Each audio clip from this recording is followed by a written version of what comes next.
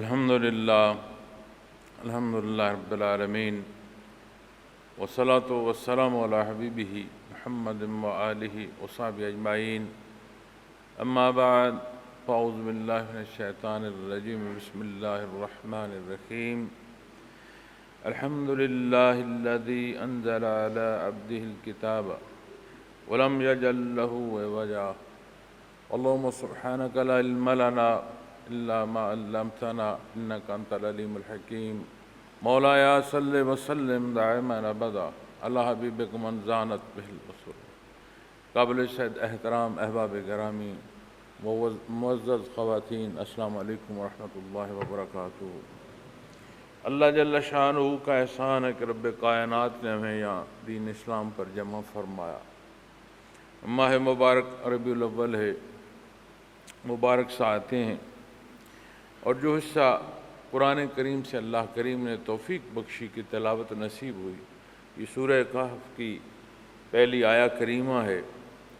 اس کا ترجمہ بھی عرض کرتا ہوں، اور جو موضوع ہے بعثت رحمت عالم صلی اللہ علیہ وسلم، اس سے متعلق بھی گزارشات پیش کرتا ہوں. اور اس ماہ مبارک میں جو مختلف جگہوں پر احباب کے پاس حاضری ہوئی، اس سے بھی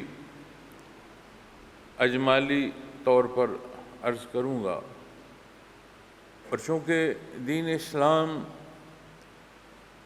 ہر بندے کی زندگی کا کوئی پہلو ایسا نہیں چھوڑتا جس میں رہنمائی نہ عطا فرمائے، اس لیے جب بھی دینی بات ہوگی تو دینی بات میں اس موضوع میں جو دنیا کی حیات ہے از خود داخل ہو.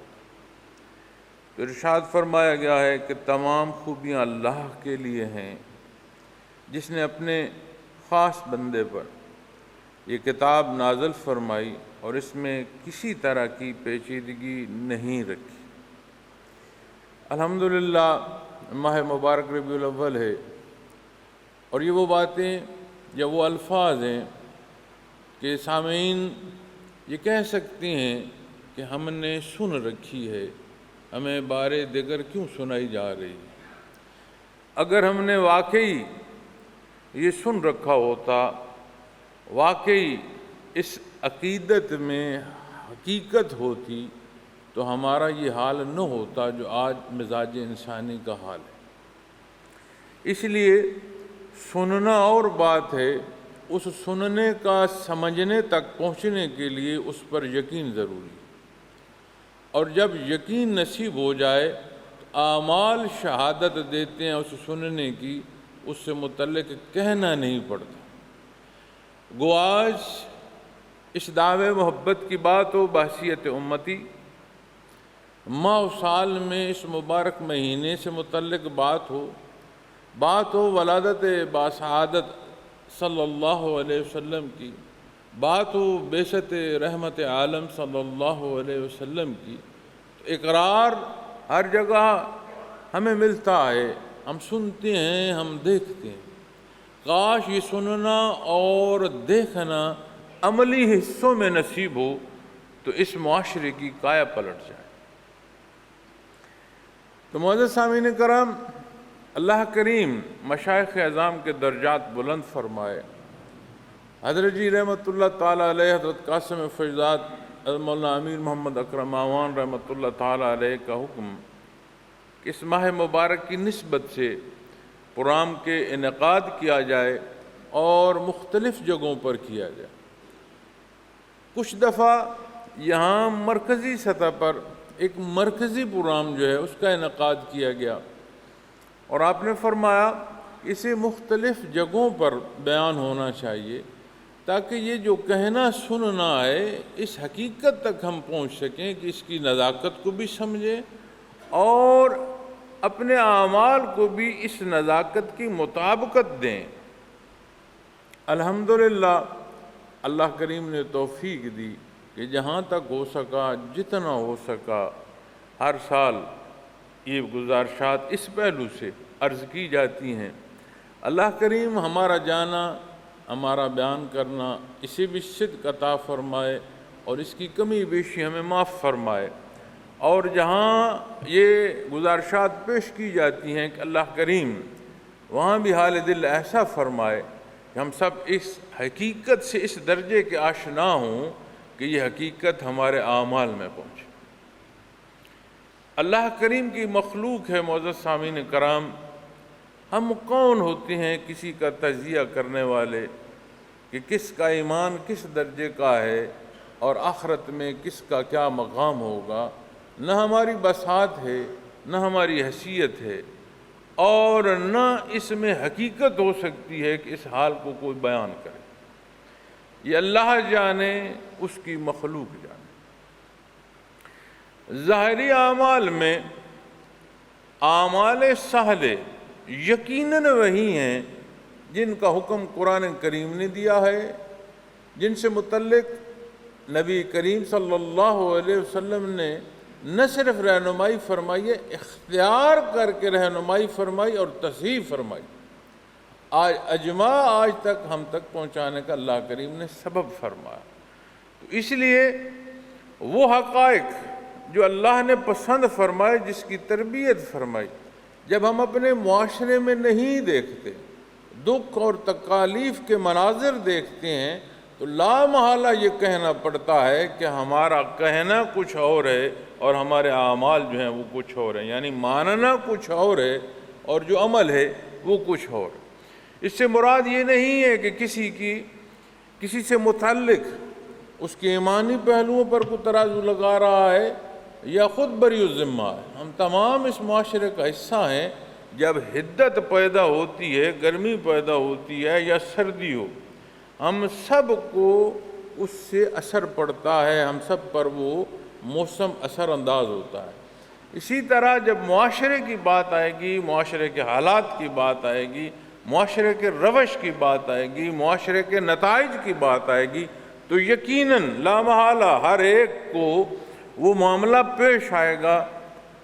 حیثیت کے مطابق ہو سکتا ہے، وقت حالات بدل سکتے ہیں، لیکن ہر ایک نے سردی اور گرمی سے گزرنا ہے۔ اللہ کریم نے حضرت انسان کو افضل الخلق پیدا فرمایا، اسے رب کائنات نے وہ شعور بخشا کہ کلام ذاتی اسے دعوت فکر دینا۔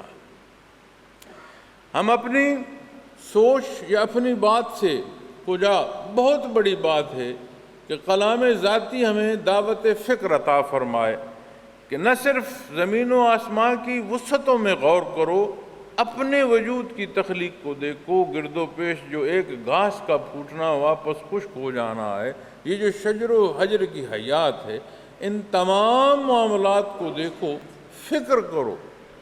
تمہیں اللہ نے اتنا شعور عطا فرمایا ہے کہ یہ فکر اور یہ دیکھنا، یعنی یہ غور و فکر تمہیں حقیقت سے آشنا کر دے گا اور حقیقت تک پہنچا۔ اللہ کریم کا احسان ہے کہ رب کائنات نے ہمیں بطور توارث دین اسلام عطا فرمایا، وراثتاً ہم مسلمان۔ ہمارے پاس وہ درد نہیں ہے، وہ تڑپ نہیں ہے کہ کوئی تڑپ سے، تکالیف سے گزرتا ہوا حق تک پہنچے اور اسے بے شمار رکاوٹیں ہوں۔ یہی بات جب ہم ماہ مبارک ربیع الاول کی کرتے ہیں اور آپ صلی اللہ علیہ وسلم کی ولادت باسعادت سے متعلق بات کی جاتی ہے، پھر بعثت رحمت عالم صلی اللہ علیہ وسلم کی بات کی جاتی ہے، تو یہ معاملہ ہمیں وہیں ابتدا سے ہی نظر آتا ہے۔ اور سیرت پاک کے واقعات میں کیسے کیسی مشکل حالات ملتی ہیں، اللہ کریم کے حبیب کو کیسے کیسے معاملات پیش آئے، کیسے کیسے لوگوں نے تکالیف دیں، عزیز و اقارب میں سے کیسے وہ لوگ جنہیں اللہ نے رشتہ عطا فرمایا تھا، نسبی جوڑ عطا فرمایا تھا، لیکن حق کے جب مخالف ہوئے تو آپ صلی اللہ علیہ وسلم کو کتنی تکالیف پہنچائی۔ صحابہ کرام رضوان اللہ علیہم اجمعین کی حیات مبارکہ پڑھیں، کیسی کیسی تکالیف سے وہ ہستیاں گزریں۔ کیوں؟ اس لیے کہ جب انسان خواہشات نفس یا خواہشات ذاتی کی پیروی کرتا ہے تو اس درجے کا اندھا ہو جاتا ہے کہ سامنے حق ہے اور وہ دیکھ نہیں سکتا۔ حق بیان ہے اور وہ سن نہیں سکتا۔ وہ کیسا بدبخت اور کیسا اندھا ہے کہ نبی کریم صلی اللہ علیہ وسلم جلوہ افروز ہیں، آپ جلوہ افروز ہیں، آپ کلام فرما رہے ہیں، آپ دعوت حق ارشاد فرما رہے ہیں صلی اللہ علیہ وسلم، اور کیسے اندھے ہیں کہ دیکھتی آنکھوں انہیں یہ حق نظر نہیں آ، سنتے کانوں سماعت سے اس درجے کے محروم ہیں کہ وہ آواز، وہ ذات، اس ذات کی آواز جس ذات کو رب کائنات نے تمام عالمین کے لیے باعث رحمت بنا۔ تو جب ہم ان حقائق کو دیکھیں گے تو یہ بات بڑی واضح ہوتی ہے کہ یہ جو معاملہ ہمارے معاشروں، ہمارے حالات، ہمارے روزمرہ کی زندگی کا ہے، ان تمام معاملات میں یہ چیز ضروری ہے کہ جب بھی ماہ مبارک ربیع الاول ہو تو یہ حقائق دیکھے جائیں، یہ حقائق سمجھے جائیں۔ تو یہی ایک کاوش ہے، یہی ایک کوشش ہے، اللہ کریم اس میں صدق عطا فرمائے۔ تو میں جو گزارشات پیش کر رہا تھا اس میں مقصد اس کی اہمیت کے جاننا، سمجھنا، اور اس سمجھ کا اس مقام تک پہنچنا ہے کہ یہ جو ہم زندگی بسر کر رہے ہیں، جس انداز سے بسر کر رہے ہیں، جو نفسا نفسی، جس میں نہ رشتے کا تقدس ہے اور نہ کلام کا احترام ہے، جس میں بالعموم کلام سے، کلام ذات باری تعالیٰ سے تجاوز ہے، کمی بیشی ہے، یہ کیا زندگی ہے؟ لیکن یہ بہت بڑی حقیقت ہے کہ جو بول رہا ہے یا جو سن رہا ہے یا جو عمل کر رہا ہے، ہم سارے حیات میں ہیں، زندگی میں، بھلے یہ زندگی مردہ ہو لیکن اس دار فانی کی زندگی ہے، اور یہ زندگی محض زندگی نہیں ہے، فرصت ہے، اور اس فرصت میں مقصد حیات جو ہے وہ پنہاں ہے۔ کوئی سمجھے، اللہ نہ کرے کوئی نہ سمجھے، ہر دو صورت میں اس وقت نے گزرنا ہے، گزر رہا ہے، گزر جائے گا۔ لیکن جب ہمیں اپنی زندگی کے اختتام پر یہ اعمال سمیٹتے ہوئے حیات برزخ کو منتقل ہونا ہے تو پھر وہاں پر جو حیات ہوگی اس کے انحصار ان اعمال پر ہوگا، اور پھر عبدالآباد زندگی جہاں ہمیشہ رہنا ہے۔ ایک نسبت یہ زندگی ہے جو ہمیں بڑی عزیز تر ہے، اللہ کریم نے دنیا کو بڑا سجایا ہے، اس میں بڑی رغبت رکھی ہے، اللہ کی بنائی ہوئی شے عام ہو نہیں سکتی، جو اللہ جل شانہ نے شے اس کے ساتھ مقابل میں اخروی حیات کی نسبت، یعنی جہاں عبدالآباد زندگی وہ عطا فرمائے، اس سے متعلق ہم نے نہیں سوچا۔ وہ شعور و عقل جو تخلیقی طور پر رب کائنات نے عطا فرما، جو رہنمائی ہمیں قرآن کریم سے نصیب ہو رہی ہے، جو اس مبارک مہینے کی نسبت ولادت باسعادت سے بعثت رحمت عالم صلی اللہ علیہ وسلم تک کا جو اللہ نے ہمیں رشتہ عطا فرمایا، اس سے حاصل نہیں ہو رہے۔ اگر حاصل ہوتی واقعتاً تو یہ حالات نہ ہوتے جن حالات سے ہم گزر رہے۔ اور عجیب بات ہے کہ جب کلام کیا جائے مانا جائے گا، ہاں درست ہے، لیکن جب عمل کیا جائے تو اس معنی کے مطابقت نہیں رکھتا۔ وَالَّذِي أَرْسَلَ رَسُولَهُ بِالْهُدَىٰ وَدِينِ الْحَقِّ لِيُظْهِرَهُ عَلَى الدِّينِ كُلِّهِ۔ کوئی یہ نہیں کہہ سکتا کہ نہیں میری بات درست ہے۔ یہ اللہ کریم نے قرآن کریم میں ارشاد فرما دیا ہے کہ قرآن کریم سے باہر نہ کوئی حق ہے، نہ کوئی درست ہو سکتا ہے، اور جہاں اس کے مقابل بات آئے گی وہاں پائیدار بات بھی دین اسلام کی ہوگی۔ اس لیے یہ کوئی احسان کوئی نہیں کر رہا کہ دین اسلام کے حقائق کو مانتا ہے، ماننا پڑے گا چونکہ حقیقت ہے۔ یہ جتنا مرضی کوئی شور کر لے، یہ کہہ لے کہ دن میں کہے کہ رات ہے، میاں کہتا رہے، نہ اس کا کوئی اثر ہے، اور نہ تیری آواز میں کوئی مضبوطی ہوگی کہ تو اس مضبوطی سے کہہ پائے کہ نہیں رات ہے، اس لیے کہ میاں دن ہے، سورج چڑھا ہے، روشن ہے، اس روشنی کو تو اندھیرا کیسے کہہ سکتا؟ اسی طرح جب بات دینی اصول و ضوابط کی آتی ہے، آپ صلی اللہ علیہ وسلم کے فرمان مبارک کی بات آتی ہے، سنت خیر الانام کی بات آتی ہے، بنیاد جو عقیدہ ہے ایمان ہے، شرائط ایمان سے عبادات اور معاملات ایک ایک حصے کی بات کر لو، کوئی رد نہیں کر سکتا۔ آج جدت کیا کہتی ہے؟ ایمان نہیں ہے جہاں، وہاں کی جدت بھی یہ کہتی ہے کہ اس رکوع و سجود میں تیری وجودی بقا ہے۔ آج کی جدت کیا کہتی ہے کہ جو تیری خوراک کا حصہ کسی کے دانت کے حصوں میں ہے، اسے تو کیسے نکال جا اسے کھا سکتا ہے یا نہیں کھا سکتا۔ یہ جو تیرا وضو ہے، یہ تیری صحت کے لیے کیسے لازم ہے؟ اس لیے کہ یہ اللہ کریم کا فرمان ہے، اللہ کریم نے احکامات عطا فرمائے ہیں، نبی کریم صلی اللہ علیہ وسلم نے تربیت فرمائی، یہ حق ہے۔ اللہ کریم نے آپ صلی اللہ علیہ وسلم کو حق کے ساتھ مبعوث فرمایا، جہاں کوئی اس حق کے مقابل آئے گا خاک ہو جائے گا، اس کی حیثیت ہو نہیں سکتی۔ اس لیے ماننا ہے اور کچھ آ رہا نہیں، لیکن جب اس ماننے کی وہ حقیقت کے جو عمل تک نہ لائے تو پھر یہ ماننا کیا، ماننے کے معنوں میں کیا درجہ رکھے؟ اللہ کریم توفیق عطا فرمائے کہ یہ ماننا نصیب ہو، اس لیے کہ نہ ماننا جو ہے وہ ہمیشہ کی سزا ہے۔ قرآن کریم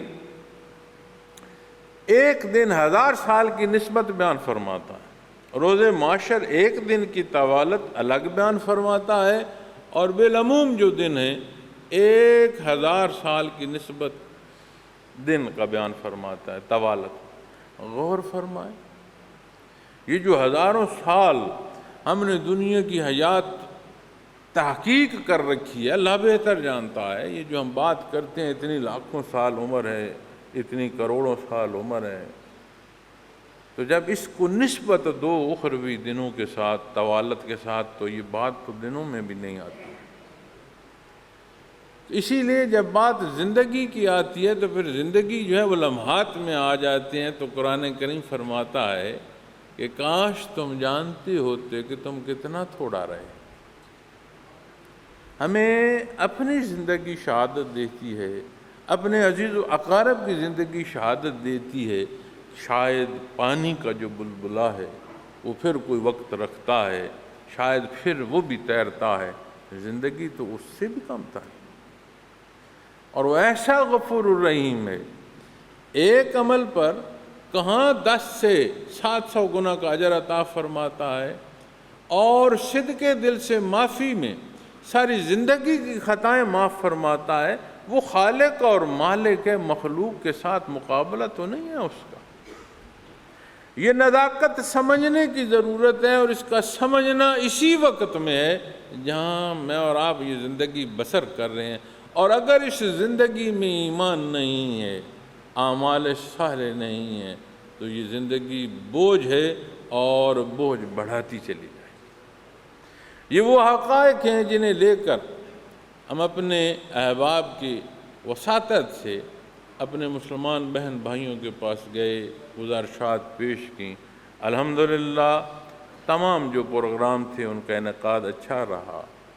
دل کرتا ہے کہ ایک اجتماعی پروگرام ہو، لیکن حالات اور واقعات کو دیکھتے ہوئے یہ بھی خیال آتا ہے کہ اس میں کسی کی تکلیف کا سبب نہ ہو، چونکہ جو حالات ہیں اس کی نزاکت کا اندازہ بھی لازم ہے۔ ہمیں کوئی یہ نہیں دکھانا کہ ہم کتنی مخلوق جمع کر سکتے ہیں، اور اگر اس مخلوق کے جمع کرنے میں ہم حق اور سچ پر کلام نہ کریں، اس کی عدد کو دیکھتے رہیں، تو پھر کیا ہم حق بیان کر رہے ہیں؟ تو جہاں جہاں ساتھیوں نے پروگرام کا انعقاد کیا، جہاں جس کی جو محنت ہے اللہ کریم قبول فرمائے۔ بالخصوص یہ آج جو ہم جمع ہیں، یہ جو درد دل بیان ہو رہا ہے، جو اس کی سماعت ہے اللہ کریم اس کی حقیقت عطا فرمائے، آنا بھی قبول فرمائے اور توفیق بھی عطا فرمائے۔ محترم سامعین کرام، یہ جو حالات ہیں، میں جتنا بھی احتیاط کروں یا جتنا بھی چاہوں کہ اسے موضوع میں نہ لاؤں، کیسے نہ لاؤں، کہ یہ ہماری زندگی ہے، یہ حقائق، اس میں ہم رہ رہے ہیں۔ تو جہاں شب و روز بسر ہو رہے ہیں وہ کلام میں بات آئے نہیں تو اور کیا ہے؟ تو یہ جو سورہ مبارک سورہ کہف سے میں نے پہلی آیہ کریمہ تلاوت کرنے کی سعادت حاصل کی ہے، الحمدللہ الذی انزل علی عبدہ الکتاب ولم یجعل لہ عوجا، فرمایا تمام خوبیاں اللہ کے لیے ہیں، الحمدللہ۔ معزز سامعین کرام، یہ نصیب ہو جائے آپ نماز میں سورہ فاتحہ کی جب تلاوت کرتے ہیں تو یہی شروع کرتے ہیں، الحمدللہ رب العالمین، ایک میں نہیں عالمین کا پالنہار۔ قرآن کریم کی آیات حدیث مبارکہ میں آتا ہے، آپ نے ایک صحابی کو ارشاد فرمایا کہ اگر تو ہر صبح ایک آیہ کریمہ سمجھ کے پڑھ لے تو تیرے لیے بے شمار بہتری کا سبب۔ اب ہم جب قرآن کریم کی تلاوت کرتے ہیں تو اس تلاوت سے مراد ہے کہ پڑھنا، لیکن جب تلاوت کے مفہوم میں آپ آئیں گے تو تلاوت کے مفہوم میں آپ کو ملے گا کہ پیروی کرنا۔ پڑھنا اور پیروی کرنا بڑا فرق ہے۔ بے شک پڑھنا پیروی کے لیے ضروری ہے، لیکن پڑھنا پڑھنے تک رہ جائے اور پیروی نہ ہو تو تلاوت کا جو مفہوم ہے وہ حاصل نہیں ہوتا۔ تو قرآن کریم کی تلاوت اگر ایک آیہ کریمہ کی سمجھ آ جائے تو دنیا اور آخرت کی بندے کا وہ حصہ کہتا ہے، ایسی تبدیلی عطا فرما ہے کہ جس میں کامیابی ہو۔ تو جو یہ حصہ ارشاد فرمایا، الحمدللہ، اللہ کا شکر ہے، عالمین کا مالک ہے، اللہ وہ ذات ہے جو اس میں ذات ہے، باقی سارے مبارک نام جو ہیں وہ صفاتی ہیں، لفظ اللہ ذاتی نام ہے۔ تو تمام خوبیاں، تمام حمد و ثنا اللہ کے لیے ہے، الذی انزل علی عبدہ، اپنے بندے پہ الکتاب، اپنے بندے پر کتاب نازل فرمائے۔ بندہ اور اپنا بندہ بڑا فرق ہے۔ تو نبی کریم صلی اللہ علیہ وسلم کو یہ عظمت ہے، اللہ کریم نے عطا فرمائی، یہ مقام و مرتبہ قرآن کریم کی آیات بیان فرماتی ہیں، اور یہ جو نسبت اللہ کی طرف رب کائنات نے آپ کو عطا فرمائی۔ ہم تو کم علم ہیں، ہم آپ صلی اللہ علیہ وسلم کی شان اقدس سے متعلق گفتگو کرتے ہوئے اور وضاحت کرتے ہوئے، سوال و جواب کرتے ہوئے باہم دست و گریباں ہو جاتے ہیں۔ یہ عظمت نصیب ہو تو زبان گنگ ہو جائے، کجا کہ میں کسی کا گریبان پکڑوں، کجا کہ میری آواز بلند ہو۔ آپ صلی اللہ علیہ وسلم کے مقام کی جب بات آئے گی، نہ کسی کے پاس کوئی لفظ ہے، نہ کسی کے کوئی حیثیت ہے کہ یہ مقام بیان کر سکے، اس لیے کہ آپ کا مقام اللہ کریم نے بیان فرمایا، قرآن کریم میں بیان فرمائے گئے ہیں، کلام ذاتی حدود و قیود مقرر فرماتا ہے، اور اس امت کو یہ حقیقت نصیب ہو، یہ تفریق ختم ہو جائے، کیونکہ آپ صلی اللہ علیہ وسلم کی ذات، آپ صلی اللہ علیہ وسلم کا در، یہ واحد جگہ ہے جہاں اس امت کو اتفاق نصیب ہو سکتا ہے، جہاں مخلوق کو امن نصیب ہو سکتا ہے۔ اور جب ان اصول و ضوابط میں کمی بیشی واقع ہوگی، یہ ہو نہیں سکتا کہ یہ ناؤ جو زندگی کی ہے یہ ایسی تیرے کہ اس میں خدشات پیدا نہ ہو۔ خدشات بھی ہوں گے، حوادث بھی وہ ہوں گے جو تکلیف کا سبب بنتے چلے جائیں گے۔ جس نے اپنے خاص بندے پر یہ کتاب نازل فرمائی اور فرمایا وَلَمْ يَجْعَل لَّهُ عِوَجًا، اور اس میں کسی طرح کی پیچیدگی نہیں رکھی۔ قرآن کریم میں کسی طرح کی کوئی پہلو ایسا نہیں جس میں پیچیدگی ہو، کوئی ایسا پیچ و خم کہ جو مربوط حصوں سے مقابلہ ایسا قرآن کریم میں نہیں ہے۔ قرآن کریم کا یہ اعجاز ہے کہ بہت بڑا مفکر جو سمجھے اپنے آپ کو، قرآن کریم کھولے وہ بھی اس میں سے حاصل کر رہا ہے، اور جو ہم جیسا ان پڑھ ہے اسے بھی قرآن کریم کھولنا نصیب ہو، وہ بھی رہنمائی حاصل کر رہا ہے۔ یہ نہیں ہو سکتا کہ جو بہت بڑا پڑھا لکھا ہے وہ یہ سمجھے کہ اس کی سمجھ زائد ہے۔ نہیں، یہ مالک کا کلام ہے، 2.5 لاکھ سے زائد تفاسیر تحریر ہو چکی ہیں، ایک ہی آیات ہیں، 6666 آیات ہیں، اور انہی آیات کی تفسیر آپ 2.5 لاکھ سے زائد دفعہ کریں، ایک آیت کی کتنے دفعہ کوئی اس کی تفسیر کر سکتا؟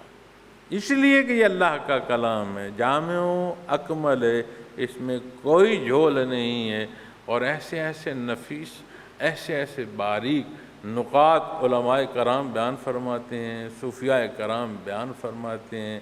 ہر ایک کا ایک اپنا لگو ہے، ہر ایک کی اپنی طلب ہے، اور اللہ جل شانہ کی ہر ایک کو اپنی عطا ہے۔ اب یہ بات مالک اور مخلوق کے ماں بہن ہے، لیکن اللہ کریم قرآن کریم سمجھنے کی توفیق عطا فرمائے، اور یہ پہلا حصہ سمجھ آ جائے نا الحمدللہ، تو مسائل حل ہو جائے۔ تو اللہ جل شانہ کے خاص ہستی ہیں آپ صلی اللہ علیہ وسلم کی ذات اقدس، جن پر اللہ نے قرآن عطا۔ اب آپ کو خصوصیت عطا فرمائی، اور جو کلام آپ صلی اللہ علیہ وسلم کو عطا فرمائے اسے خصوصیت عطا فرمائے۔ جب بات پیچیدگی کی آتی ہے تو یقیناً بات پھر رہنمائی کی طرف کی جا رہی ہے، چونکہ پیچیدگی یا اس کا سمجھنا مشکل، تو سمجھنے کی بات ہوگی تو بات مشکل یا سہل کی آئے گی۔ تو قرآن کریم لا محالہ اور یقیناً رہنمائی بھی ہے اور سمجھنے کے لیے ہے، اور اللہ نے اسے آسان فرمایا۔ کتنی کتابیں ہیں جو مخلوق سینوں میں ازبر کر سکے؟ قرآن کریم وہ اللہ کی کتاب ہے، اللہ کا کلام ہے، کہ حفاظ کرام کو اللہ کریم نے یہ مقام عطا فرمایا کہ وہ سینوں میں لیے پھرتے ہیں، اور خوش بخت سینے ہیں جنہیں کلام ذاتی حفظ کرنا نصیب ہوا، خوش بخت ماں باپ ہیں جنہیں اپنی اولاد حفاظ کی صورت میں اللہ نے عطا فرمائی، اور وہ خوش بخت لوگ ہوں گے جو اس حفظ کے ساتھ دار دنیا سے برزخ میں منتقل ہو۔ اللہ رب العالمین یہ استفادہ، یہ حصول سہل فرمائے، مزید سہل فرمائے، اور ہمیں توفیق عطا فرمائے۔ تو نازل فرمائی، اور اس میں کسی طرح کی پیچیدگی نہیں۔ اب یہاں اس آیہ کریمہ میں اللہ جل شانہ نے سب سے پہلے جو حصہ عطا فرمایا ذات باری کا۔ اب اس آیہ کریمہ کو آپ کو میں ماہ مبارک ربیع الاول کی نسبت سے عرض کر رہا ہوں، اور اسی آیہ کریمہ میں سارے جو معاملات ہیں، سارے موضوعات ہیں، اس ایک آیہ کریمہ میں بیان۔ سب سے پہلی بات اللہ کی ذات، دوسرا حصہ اللہ کا حبیب صلی اللہ علیہ وسلم، تیسرا حصہ قرآن کریم، چوتھا حصہ اس سے استفادہ کرنا۔ اب ولادت باسعادت آپ صلی اللہ علیہ وسلم کی ماہ مبارک ربیع الاول میں ہے۔ جب ولادت باسعادت کو تحقیق کریں گے تو 7 سے 12 ربیع الاول ملتی ہے، اور کثیر جو اجماع ہے وہ 9 ربیع الاول پر ملتا ہے، کہ 9 ربیع الاول وہ دن تھا کہ جس دن آپ صلی اللہ علیہ وسلم کی ولادت باسعادت ہوئی، اور 9 ربیع الاول ہی کو جو دن ہے سوموار کا وہ بنتا ہے، چونکہ احادیث میں سوموار کے دن سے اس نسبت سے بھی سیرت پاک میں واقعات آئے ہیں، اور آپ صلی اللہ علیہ وسلم کا فرمان آیا۔ تو جب بات 7 سے 12 کی ہے یا 9 پر اجماع، یہ کلی بات، یقینی بات ہے کہ ماہ مبارک ربیع الاول۔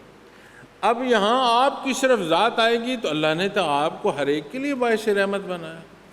یہاں آپ کی ذات اقدس کی بات آئے گی تو اللہ نے آپ کو خصوصیت عطا فرمائی ہے، جو خصوصیت رب کائنات نے آپ کو عطا فرمائے ہے، یہ آپ کی انفرادی حیثیت ہے، کسی اور کو یہ نہیں عطا فرمایا۔ ساری مخلوق ایک طرف ہو جائے، ایک طرف آپ کی ذات ہو جائے، جو رب کائنات نے آپ کو انعام عطا فرمائے ہیں، آپ کا مقام بنایا ہے، یہ ساری مخلوق بھی دوسری طرف ہیچ ہے۔ یہ سوچنا، یہ کلام کرنا بھی تجاوز ہے۔ تو محترم سامعین کرام، پھر جب بات نزول قرآن کی آئے گی تو وہی الہی جو ہے اسے بعثت کہتے ہیں، مبعوث ہونا، بعثت رحمت عالم صلی اللہ علیہ وسلم، یہ موضوع۔ اب جب بات ولادت باسعادت کی آتی ہے تو تمام مخلوق پر باعث رحمت ہے، اور بات بعثت رحمت کی آتی ہے صلی اللہ علیہ وسلم تو امتی کا رشتہ جو ہے وہ اسے نصیب ہو جاتا ہے۔ یہ رشتہ نصیب فرماتا ہے کلام ذاتی کا نزول بحیثیت مسلمان، بحیثیت امتی، مجھے بھی اور آپ کو۔ اب مجھے بتائیں، اس رشتہ جو اللہ نے ہمیں عطا فرمایا ہے اسے مقدم رکھنا ہے یا اپنے رواجات، جو ہم یہ کہیں کہ گرد و پیش میں جو رواجات ہیں میں نے انہیں مقدم رکھنا؟ جب اس کیفیت کو دیکھو گے تو اس منانے میں از خود احترام بھی آئے گا، اس منانے میں از خود نزاکت بھی پیدا ہوتا چلے گا۔ جب ہم آج اپنے گرد و پیش اس کی خوشی اور اس کے منانے کو دیکھتے ہیں، کوئی عالم، کوئی حصہ، فقہی پہلو میں کوئی جماعت اسے درست نہیں کہتی، جو کچھ ہم معاشروں میں دیکھتے ہیں کہ دین کے نام پر ہو رہا ہوتا ہے، لیکن ہو رہا ہے تو بالعموم غلطی یہ نہیں ہے۔ شان رسالت کی گستاخی بہت بڑا جرم ہے، بہت بڑا جرم ہے، اور اللہ معاف فرمائے، یہ کوئی جواز نہیں ہے کہ محبت میں غلطی ہوئی اس لیے کہ آپ کی شان اللہ نے بیان فرمائی۔ حدود و قیود اللہ جل شانہ نے عطا فرمائی، تو کون ہے جو یہ کہے کہ جو حکم ہے اللہ کا وہ مجھے نہیں معلوم، یا میں نے نہیں دیکھا، یا میں نہیں پڑھ سکا؟ تیری یہ جرت کیسے ہوئی کہ تو تجاوز کر لے؟ تو معزز سامعین کرام، چاروں باتیں، کتنے اور نکات ہوں گے، لیکن میرے موضوع سے متعلق یہ چار حصے جو میں نے عرض کرنے تھے کہ اس آیہ کریمہ میں ہمیں ماہ مبارک ربیع الاول کی جو نسبت رہنمائی ہے وہ نصیب ہو گئی۔ تو جب آپ سورہ کہف کو دیکھیں گے تو سورہ کہف میں ان کا واقعہ چند نوجوانوں کا واقعہ بیان ہوتا ہے کہ وہ کون ہیں چند نوجوان۔ تو اس میں عرض کروں گا کہ یہ جو غار والے ہیں، جب قریش نے بہت مخالفت کی، آپ صلی اللہ علیہ وسلم کے فرمان کے مطابق اعتراضات حیثیت نہیں رکھتے تھے، تو انہوں نے ایک وفد بھیجا اور اسے یہود کے پاس بھیجا مدینہ منورہ اس کے مضافات میں، کہ کوئی ایسے سوال لے کر آؤ جنہیں سوال کا جواب میسر نہ آئے تو ہم یہ اعتراض کر سکیں کہ آپ جو کچھ فرما رہے ہیں درست نہیں ہے۔ تو انہوں نے 3 سوال بنا کر دی۔ پہلے حال پوچھا کہ وہ کیا فرماتے ہیں، کیا کہتے ہیں، پھر انہوں نے 3 سوال دیے۔ وہ جو وفد مکہ کی طرف سے گیا ہوا تھا یہود کے پاس، انہوں نے 3 سوال دیے، جن میں سے اصحاب کہف کی ایک بات ہے کہ جو چند نوجوان غار میں رہے ان کا واقعہ کیا ہے، اور خرق عادت واقعہ، عجیب واقعہ ہے، غیر معمولی واقعہ ہے، معمولی نہیں۔ ایک وہ شخص کون ہے جو مشرق و مغرب میں سفر کرتا رہا، ایک پوچھا کہ روح کیا ہے۔ جب یہ سوال آپ صلی اللہ علیہ وسلم کے حضور کیا گیا تو آپ صلی اللہ علیہ وسلم نے فرمایا کہ ٹھیک ہے، اس کا جواب کل دیا جائے گا۔ اور آپ صلی اللہ علیہ وسلم نے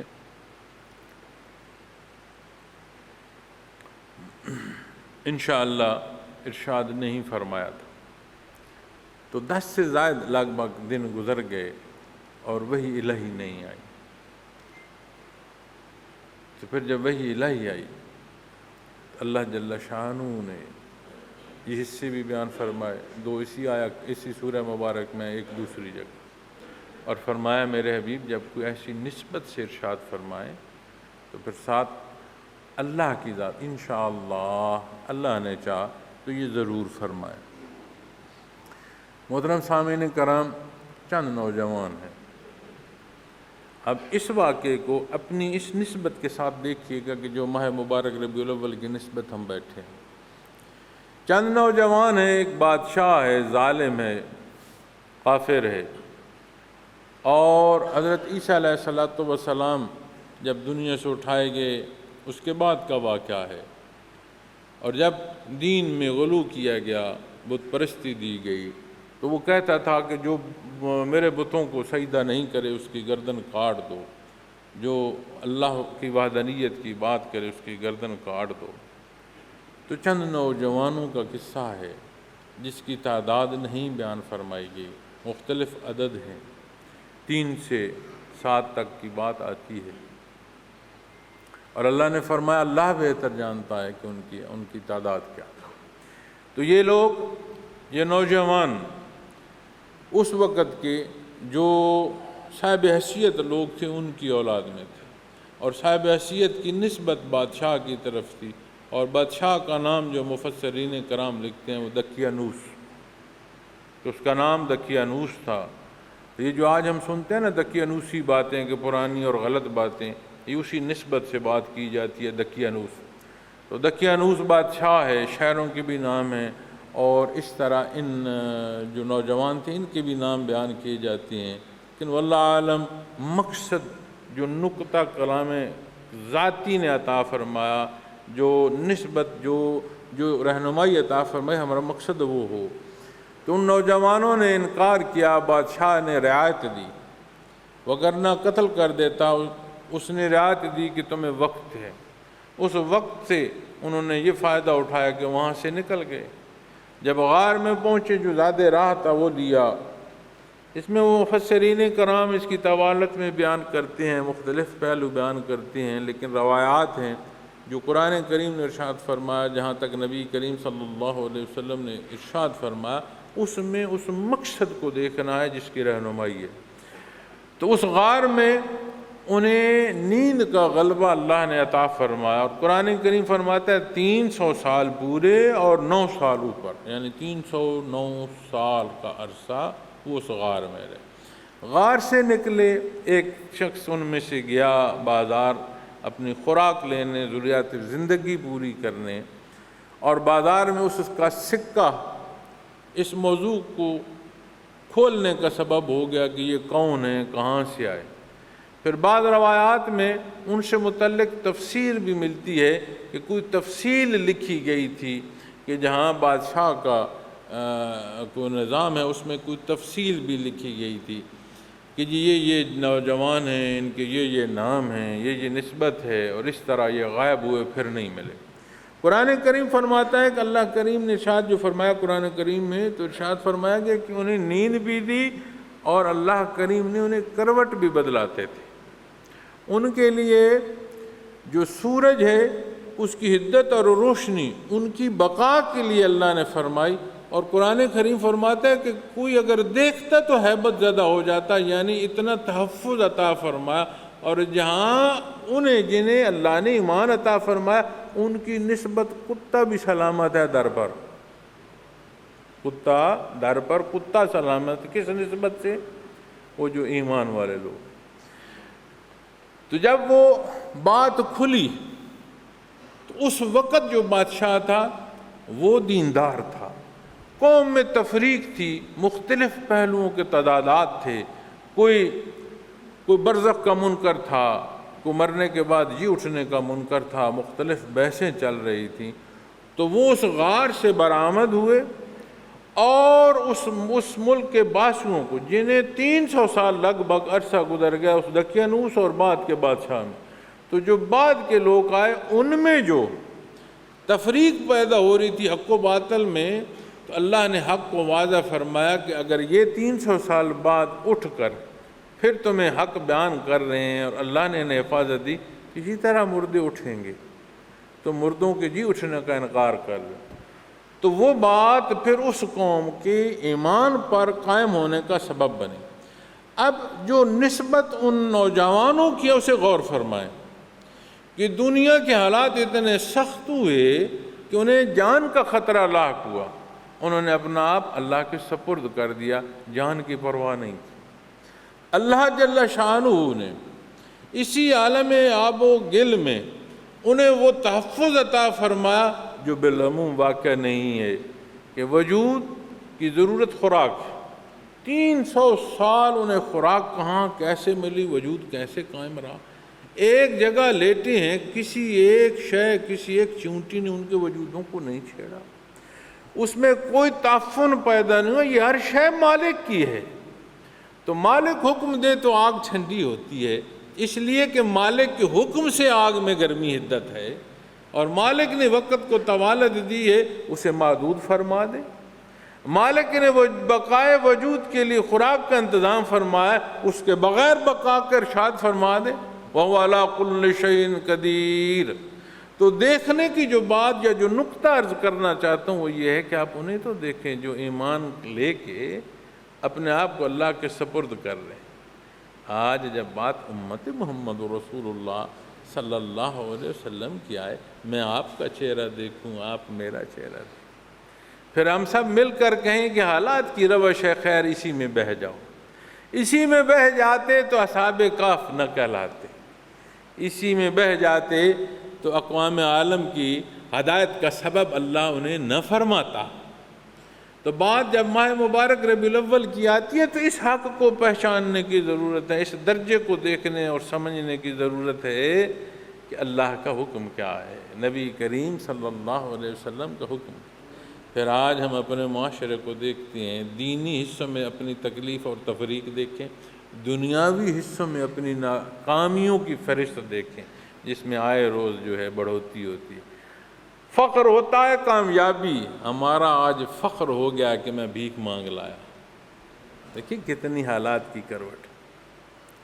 معیشتاً ضنکا، قرآن کریم فرماتا ہے جو حق سے دور ہوتا ہے اس کی معیشت تنگ کر دی جاتی ہے، اور تنگی معیشت کی کیا ہے کہ شے ہے لے کو نہیں سکتا، کوئی لے سکتا ہے شے میسر نہیں، پیداوار ہے یہاں سے باہر چلی جاتی ہے، یہاں کھانی نصیب نہیں ہوتی، مخلوق ہے، اشتداد ہے، نظم کوئی نہیں ہے، دعوے دین ہے، دینی حصوں کا فقدان ہے۔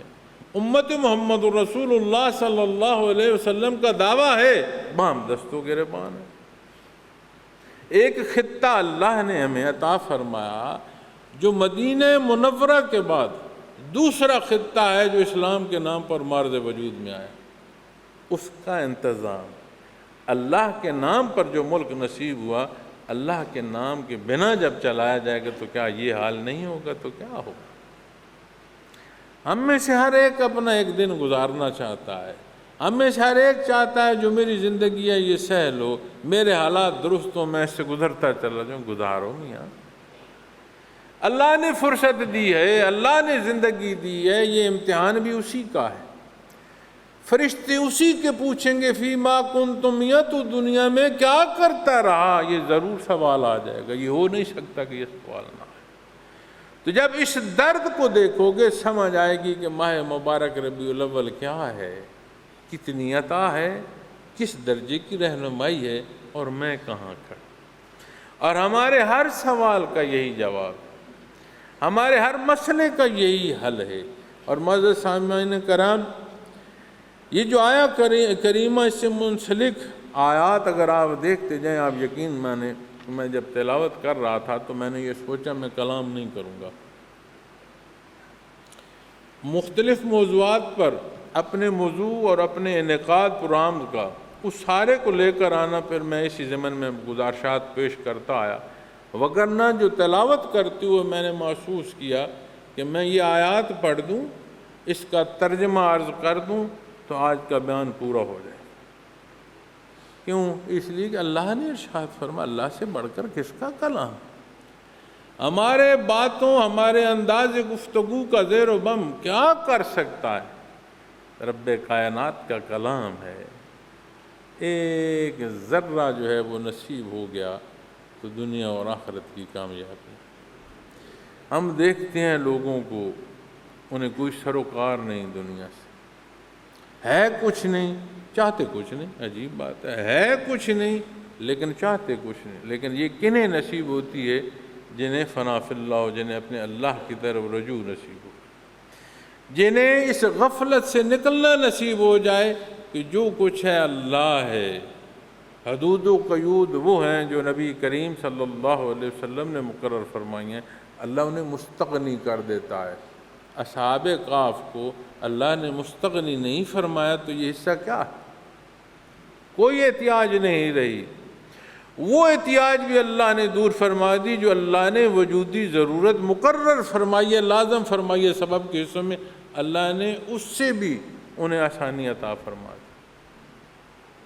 آج ہمیں اتنا بھی ایمان نہیں۔ حضرت عیسیٰ علیہ السلام کے ماننے والے، اپنی جان کی پرواہ نہ کرنے والے، اپنے آپ کو حق پر اللہ کے سپرد کر رہے ہیں، ہم اپنے آپ کو اپنے اللہ کی نسبت نہیں کر سکتے۔ اللہ کریم نے کتنی آسانیاں فرمائی ہیں۔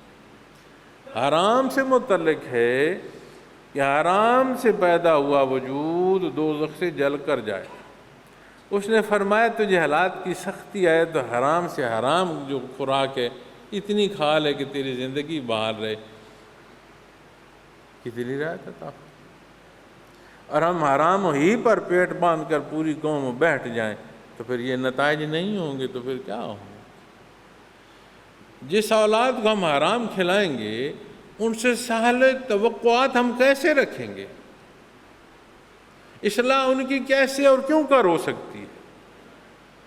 اس لیے معزز سامعین کرام، قیما لینذر باسا شدیدا من لدنہ ویبشر المؤمنین الذین یعملون الصالحات ان لہم اجرا حسنا۔ فرمایا سیدھی یعنی قائم رکھنے والی استقامت والی سلیس، تاکہ وہ لوگوں کو سخت عذاب سے ڈرائے جو اس کی طرف سے آنے والا ہے، اور ایمان والوں کو جو نیک کام کرتے ہیں خوشخبری سنائے کہ ان کے لیے اچھا بدلہ یعنی جنت ہے۔ اب میں جتنی بھی موضوعات بولتا رہوں، جتنے بھی الفاظ بولتا رہوں، یہ قرآن کریم کی آیت دیکھیں کیا فرما رہا ہے میرا اللہ۔ ماکثین فیہ ابدا وینذر الذین قالوا اتخذ اللہ ولدا، اور فرمایا جس میں وہ ہمیشہ رہیں گے، اور ان لوگوں کو ڈرائیے جو کہتے ہیں کہ اللہ اولاد رکھتا ہے۔ شرک بہت بڑا گناہ ہے، انکار شرک یہ بہت بڑے گناہ ہے۔ پھر مشرک وہ جو ساتھ شریک کی نسبت، عموماً یہ جو بتوں کی بات آتی ہے تو یہ سمجھا جاتا ہے کہ یہ بت ہمیں سفارش کرائیں گے اللہ کے ساتھ، یہ شرک اس حصے میں کہ وہاں سے نسبت دی گئی ہے۔ لیکن جو کہتے ہیں کہ اللہ اولاد رکھتا ہے وہ اس کی ذات میں اس درجے کا شرک کر رہے ہیں کہ اس کا مطلب ہے کہ اللہ محتاج ہے۔ اولاد کی نسبت محتاجی ہوگی، کیوں کہ وہی اس کا وارث ہو گیا، جو قوت اس میں ہے وہ اوصاف اس میں بھی آ گئے۔ تو کتنا بدترین جو ہے یہ کفر ہے کہ جو اللہ پر اولاد رکھنے کے حوالے سے لوگ کرتے ہیں۔ اللہ کریم نے سختی سے فرمایا یہ بہت بڑی ظلم کرتے ہیں، اور فرمایا یہ ظلم ہے۔ معزز سامعین کرام، اللہ معاف فرمائے، یہ وہ حصے ہیں جو شرک جلی ہے۔ آپ اس پر بات کرتے ہوئے شرک خفی کی بات کریں تو پھر بڑی بات باریکی پر آ جائے گی۔ یہ جو ہم بندوں سے منسوب کر لیتے ہیں اپنے حل، اپنے لیے زندگی کی آسانی ہم منسوب کرتے ہیں بندوں سے، تو جو ابتدا ہے الحمدللہ اس کے مقابل بات آ گئی۔ میں یہ سمجھوں کہ اگر یہاں کا میرا رشتہ نہ ہو تو میری حیثیت نہیں رہ سکتی، اگر یہاں کا میرا تعلق نہ ہو میری حفاظت نہیں ہو سکتی۔ اللہ کی قدرت کیا ہے؟ کتنے سوال آتے ہیں، کہتے ہیں اولاد رزق کسی نے بند کر دیا۔ معزز سامعین کرام، اگر کسی نے مخلوق کا پیدا ہونا روک دیا، اگر کسی نے رزق بند کر دیا تو میرے اللہ کی قدرت کیا ہے؟ وَهُوَ عَلَىٰ كُلِّ شَيْءٍ قَدِيرٌ، کیا ہے قرآن کریم جو ارشاد فرما رہا ہے؟ تو اس کی پیدا کی گئی مخلوق جو وقتی اور عارضی ہے، وہ ہمیں ہماری خوراک روک رہی ہے، جسے تعین اس نے فرمایا، جسے اس نے پیدا فرمایا، اس کا رزق اس نے مقرر فرمایا۔ وہ رزاق ہے، ہم مرزوق ہیں۔ ہم کیا کہتے ہیں؟ کسی نے ہمارا رزق بند کر دیا۔ یہ سنتے ہو معاشرے میں تو آئے روز سنتا ہوں۔ اولاد وہ فرماتا ہے اس نے مخلوق پیدا فرمائی ہے، وہ خالق ہے، ہم کہتے ہیں نہیں فلاں بندہ جو ہے یا کسی نے روک دی۔ بے عملی کے نتائج یہ خفی شرک ہیں، یہ تندے ہیں آگ کی، اور یہ جال کی طرح لپیٹ دیں گی قبر میں۔ تو اللہ جل شانہ کی طرف جو شرک کرتے ہیں اس میں بہت بڑا جو گناہ کرتے ہیں وہ یہ ہے کہ اس کی ذات میں یعنی اس کی اولاد کہتے ہیں، فرمایا ما لهم به من علم ولا لآبائهم کبرت کلمات تخرج من افواہہم ان یقولون الا کذبا۔ فرمایا اور ان لوگوں کو ڈرائیے جو کہتے ہیں کہ اللہ اولاد رکھتے ہیں، اس کی کوئی دلیل ان کے پاس نہیں ہے اور نہ ان کے باپ داداؤں کے پاس تھی۔ بہت بھاری بات ہے جو ان کے منہ سے نکلتی ہے، جو کچھ کہتے ہیں محض جھوٹ ہے۔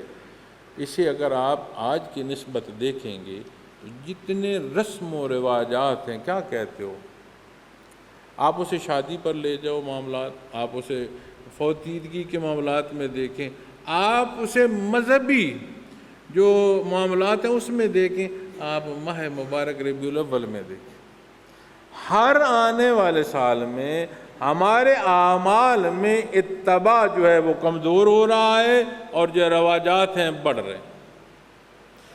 عین محبت کی اظہار میں اکثر ہم فرض نماز چھوڑ رہے ہیں، اور فرائض کا حکم کیا ہے، اور نماز کے بارے آپ صلی اللہ علیہ وسلم نے کیا فرمایا اور بے نمازی کے بارے آپ نے کیا ارشاد فرمایا؟ کبھی پڑھے نا، شریر کام جائے کہ بے نمازی آپ نے فرمایا وہ ہم میں سے ہے ہی نہیں۔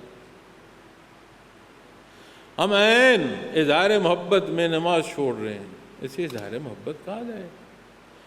تو محترم سامعین کرام، میں نے آیات پڑھی ہیں، دانستاً پڑھی ہیں، کہ میں چاہتا ہوں کہ میرے ٹوٹے پھوٹے لفظ کیا ہے، میرے اللہ کا کلام ہو، میں پڑھوں مجھے پڑھنا نصیب ہو، آپ سنیں آپ کو سننا نصیب ہو، ہم دونوں اپنی حیات میں اس ارشاد کی مطابقت ڈھونڈتے جائیں۔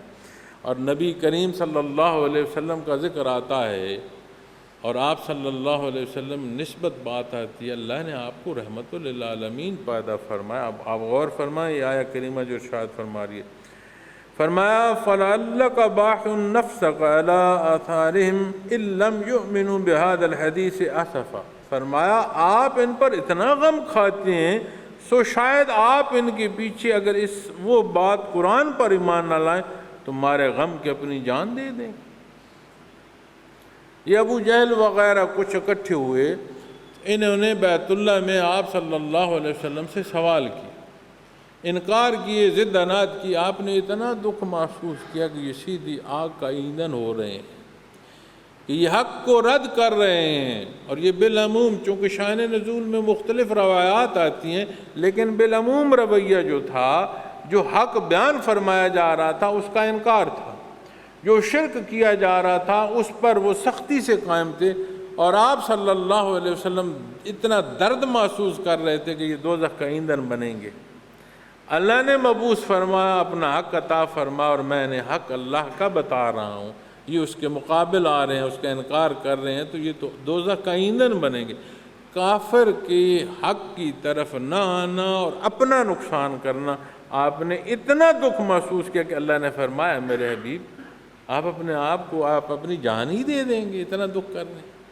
تو فرمائے پھر امتی کے لیے جو شفقت ہوگی، امتی کے لیے جو محبت ہوگی، وہ کیا درجہ رکھتی ہے؟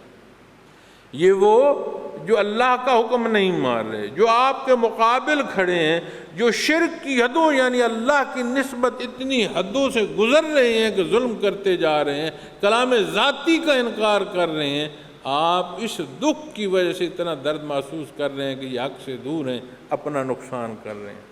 اللہ تو بے نیاز ہے، اللہ کو تو کسی کی سجدوں کی ضرورت نہیں، جو سجدہ دیتا ہے اس کی توفیق سے دیتا ہے، جو سجدہ دیتا ہے اس سے حاصل اسے ہی ہوتا ہے، یہ تو اس کی توفیق ہے کہ وہ سجدہ دینے کی توفیق دے۔ تو نبی کریم صلی اللہ علیہ وسلم اتنا درد محسوس فرما رہے ہیں کن کے لیے؟ جو انکار کر رہے ہیں، شرک کر رہے ہیں۔ تو معزز سامعین کرام، اپنے رشتے کو تو دیکھیں جو اللہ نے مجھے اور آپ کو عطا فرمایا۔ ہم کیوں ضد کیے جا رہے ہیں کہ ہم نے رسم و رواجات میں جانا ہے؟ ہم کیوں ضد کیے جا رہے ہیں کہ ہم مانتے ہیں عمل مرضی سے کریں۔ اپنے اعمال کو ہم صبح سے شام تک دیکھیں، ہمارا کلام، ہمارا اٹھنا بیٹھنا، ہمارا کاروبار، ہمارا لین دین، ہماری غمی خوشی کے پہلو ایک ایک دیکھتے ہیں، اور پھر دیکھیں ہم مان کیا رہے ہیں اور ہم کر کیا رہے ہیں۔ تو معزز سامعین کرام،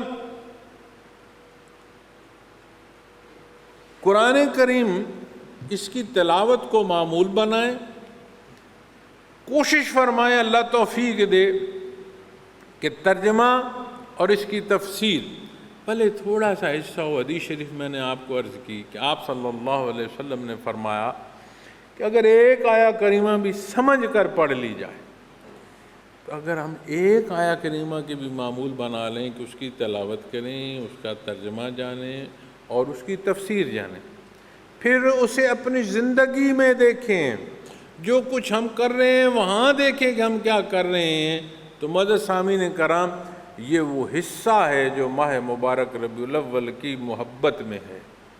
یہ وہ منانا ہے جو اس محبت کا منانا تحت آئے گا۔ اور اگر میں شور و غوغا کرتا رہوں اور دکھ ہوتا ہے، نعت مبارک آپ صلی اللہ علیہ وسلم نے ہدیہ عقیدت اپنے روح بروح پسند فرمایا ہے کہ نعت پڑھو یا نہ پڑھو، یہ تو بڑے دور کی بات، لیکن کیا نعت مبارک کو ہم گانے بجانے کی سروں پر لے آئیں گے تو وہ نعت مبارک ہوگی؟ وہ حدود و قیود، جو ادائیگی، جو الفاظ، اسے غور نہیں کرو گے تو تجاوز نہ ہو جائے، اللہ نہ کرے۔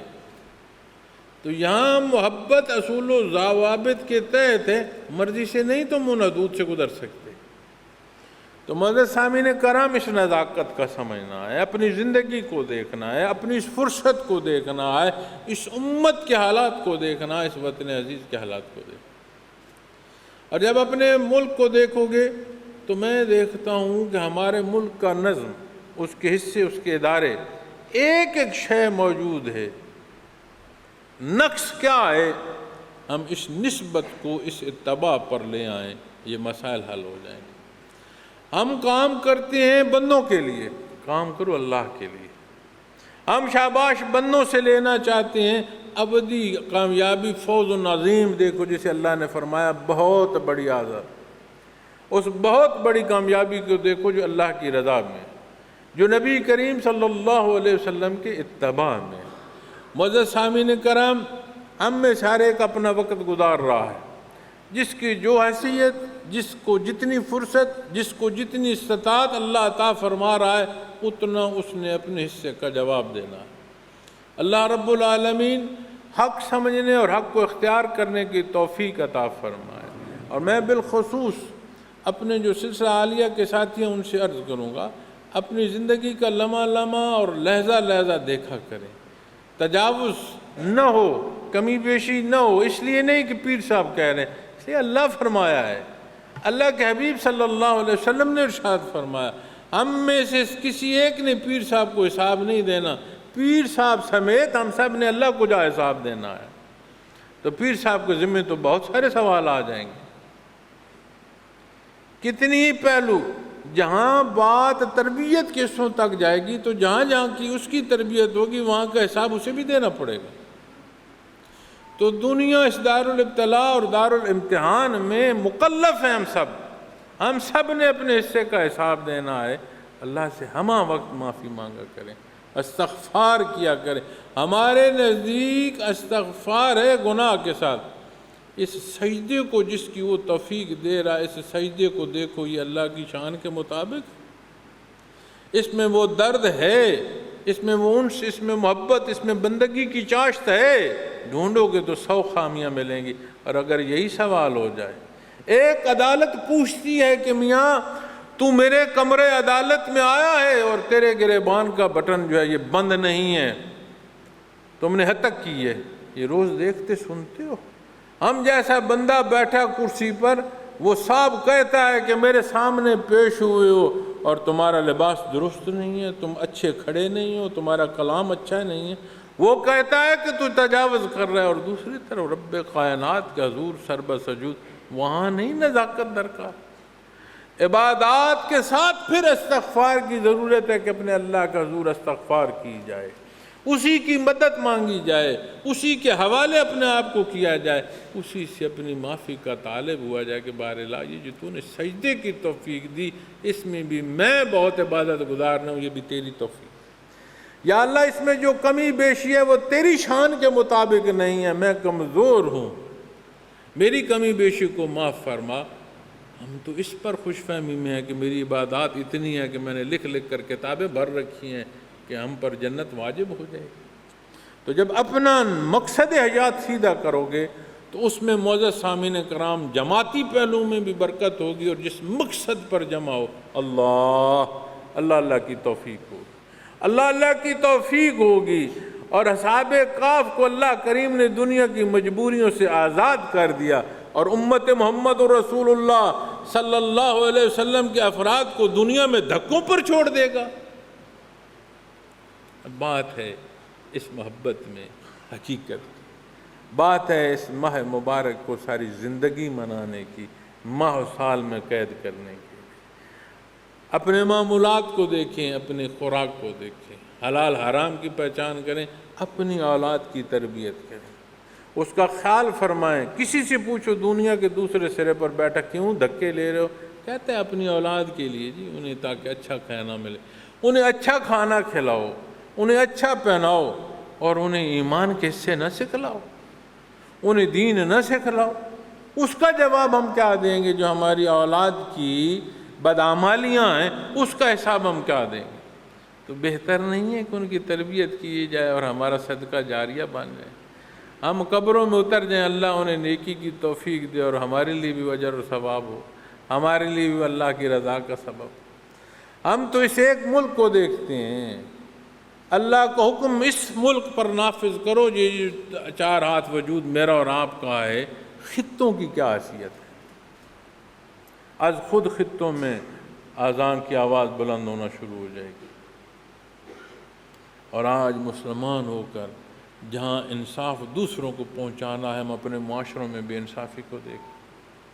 تو یہ میں ضرور عرض کروں گا اپنے جو خصوصاً ساتھی ہیں کہ اپنے ذکر پر توجہ دیں، اپنے ذکر پر توجہ دیں، اور اپنے اعمال دیکھیں، اپنا کردار دیکھیں، اپنا کلام دیکھیں، اپنا دوسرے سے جو ویوہار ہے اسے دیکھیں۔ اور کسی کو ہم نے راضی نہیں کرنا کہ کوئی ہمیں کہ ہاں بڑی تعداد، بڑے نیک، ان جیسا کوئی نہ بھائی، ہم کچھ نہیں ہیں، جو کچھ ہے اللہ ہے، اور ہم نے جو کچھ کرنا ہے اس کی توفیق سے، اس کی رضا کے لیے کرنا ہے، اور ویسے کرنا ہے جیسے محمد رسول اللہ صلی اللہ علیہ وسلم نے ارشاد فرمایا۔ اللہ نے ہمیں ایمان نصیب فرمایا، اللہ ہمیں توفیق عطا فرمائے، اللہ ہمیں اس محبت میں وہ حقیقت عطا فرمائے کہ ہمارا دم اس محبت میں ٹوٹے، قیامت کے دن ہمیں یہ نصیب ہو کہ جہاں آپ کا جھنڈا مبارک ہے، آپ کی شفاعت ہے، رب کائنات ہمیں وہ نسبت، وہ جگہ عطا فرمائے۔ یقیناً ہم اس قابل نہیں ہیں، ہم گنہگار ہیں، کمزور ہیں، خطا کار ہیں۔ اللہ تو شان والا ہے، اللہ تو رحم فرمانے والا ہے، وہ تو غفور الرحیم ہے، ہم جیسے بھی ہیں اس سے لو ہے۔ اور کسی بندے کی نسبت کوئی نسبت رکھتا ہے تو وہ بندہ اپنی حیثیت کے مطابق اسے سنبھالتا ہے۔ تو یہاں تو بات مالک اور مخلوق، ہم جیسے بھی ہیں مالک تیرے آسرے پر ہیں، تیرے حبیب کے محبت میں جمع ہے، اس محبت کو قبول فرما، کمی بیشی کو دور فرما، توفیق عمل عطا فرما، اس وطن عزیز کو امان عطا فرما، بار اللہ اس امت کو اتفاق عطا فرما، ہمیں توفیق دے کہ اپنی زندگیوں کی روش کو ہم قائم کریں اس حکم پر جو نبی کریم نے فرمایا۔ آپ صلی اللہ علیہ وسلم کو محبت والوں یا چاہنے والوں کی نہ کمی ہے اور نہ ہماری ضرورت ہے۔ آپ کو اللہ نے کیسے محبت کرنے والے عطا فرمائے، جنہیں جان، مال، عزت، حیثیت کسی شے کا لالچ نہیں ہے۔ ایک ہی بات، حضرت خبیب کو اہل مکہ سولی چڑھا رہے ہیں اور کفار کہتے ہیں آج تو سوچتا ہوگا کاش سولی نہ چڑھوں، میری جگہ نعوذ باللہ محمد ہوں صلی اللہ علیہ وسلم۔ انہوں نے فرمایا ایک نہیں تو مجھے 1000 دفعہ سولی چڑھا دے، مجھے یہ بھی گوارا نہیں ہے کہ میرے نبی کریم صلی اللہ علیہ وسلم کے پاؤں مبارک میں کانٹا بھی چبھے۔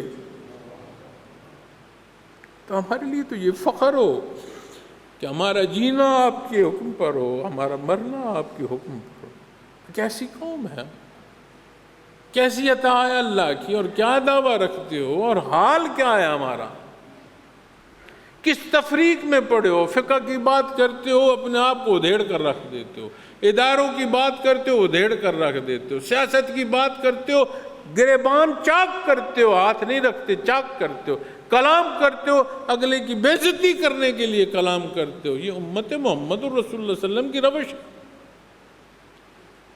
کسی تمغے کو نہ دیکھو، اللہ کی رضا کو دیکھو۔ میں آج دیکھتا ہوں، سوچتا ہوں، جتنے تمغہ جات تقسیم ہو رہے ہوتے ہیں، ان کے تمغہ جات کو اور اللہ کے حکم کو ایسے رکھ کر دیکھو، اور کیسے کیسے اللہ کی برگزیدہ ہستیاں دنیا سے گزر گئیں، ان کی برسیوں پر وفات پر تو کوئی نہیں کام کر رہا۔ یہ روش ہوتی ہے قوم کی، جو جتنا پیارا ہے اس کے لیے اتنے اعزازات ہیں۔ وہ میاں ہمیں نہیں ضرورت کہ کوئی ہمیں پیارا رکھے، ہمیں تو ایک ضرورت ہے کہ اللہ جل شانہ کی محبت نصیب ہو، اس کی بندگی کی توفیق نصیب ہو۔ ہمیں تو یہ گوارا ہے، ہماری تو یہ چاہت ہے، ہمارا تو یہ ہماری زندگی کا مقصد ہے کہ اللہ جل شانہ یہ جو امتی کا رشتہ ہے، اس رشتے میں حقیقت عطا فرمائے، اس دعوے میں صداقت عطا فرمائے، اس دعوے سے رب کائنات دنیا سے جانا نصیب فرمائے کہ فرشتے حساب پوچھ رہے ہوں، ہم اللہ اور اس کے حبیب کا بتا رہے ہوں۔ ہمیں تو اس سوال کی بات ہے میاں، رب کائنات نے اپنے در پر بٹھایا ہے، اور جہاں اللہ کا در ہے اس سے بڑھ کر کیا چیز ہے؟ کچھ ہے نہیں ہے میاں۔ اللہ کریم اس ملک کی حفاظت فرمائے، ہمارے اداروں کی حفاظت فرمائے، ہمارے لوگوں کی حفاظت فرمائے۔ یہ ہم ہیں۔ میں اسی حال میں سے اگر پوچھوں نا، میرا نہیں خیال کہ نہ کوئی جماعت بچے اور نہ کوئی ادارہ بچے۔ یہ جتنے لوگ بیٹھے ہیں نا، اس میں کوئی ایسا ادارہ نہیں ہوگا جس کا فرد یہاں نہ بیٹھا ہو۔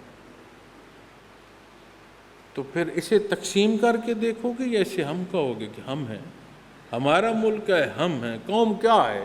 تفریق کا نام ہے یا ہمارا نام؟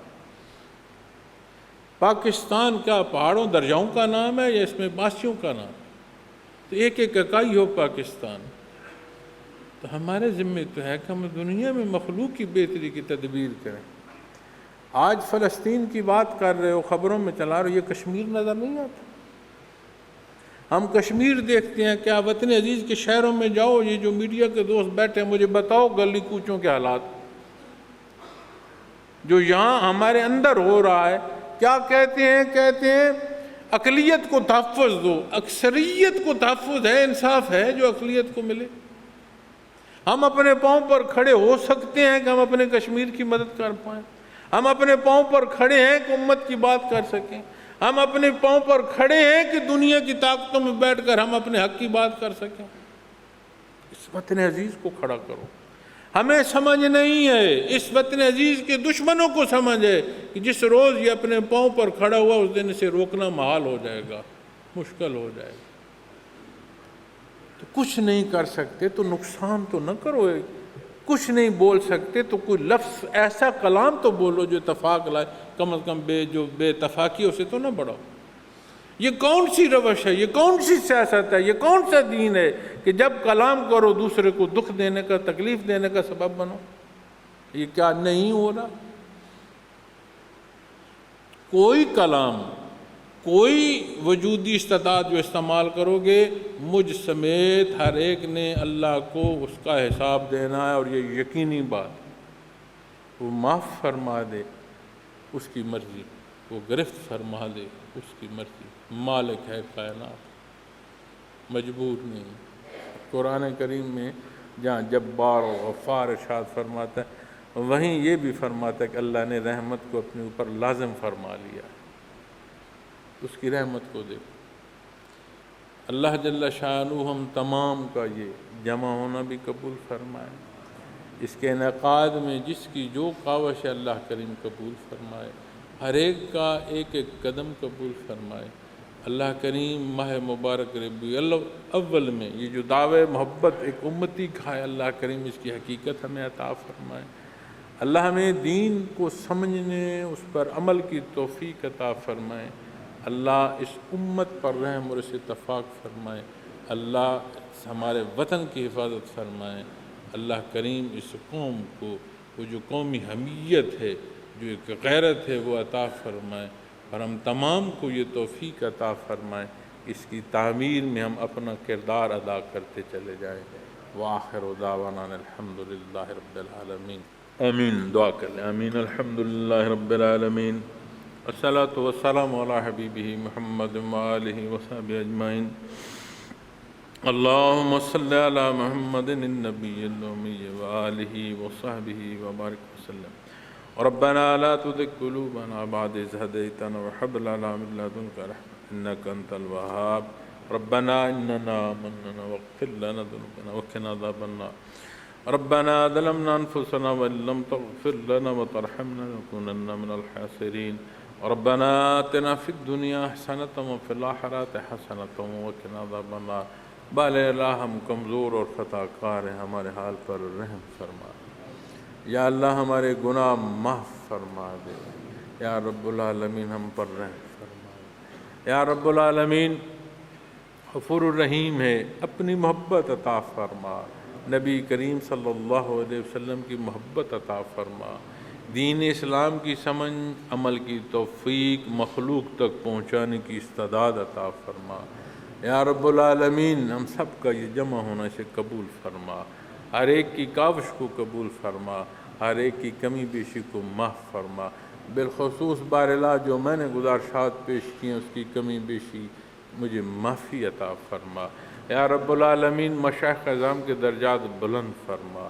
یا اللہ تو نے اللہ کی توفیق دی ہے، اسے تا حیات اختیار کرنے کی توفیق عطا فرما۔ یا رب العالمین اپنی رضا عطا فرما۔ یا رب العالمین اپنا قرب عطا فرما۔ باراللہ دار دنیا مشکل ہے، اسے سہل فرما۔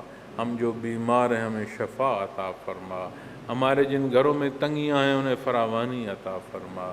ہمارے جن گھروں میں جھگڑے ہیں انہیں امن عطا فرما۔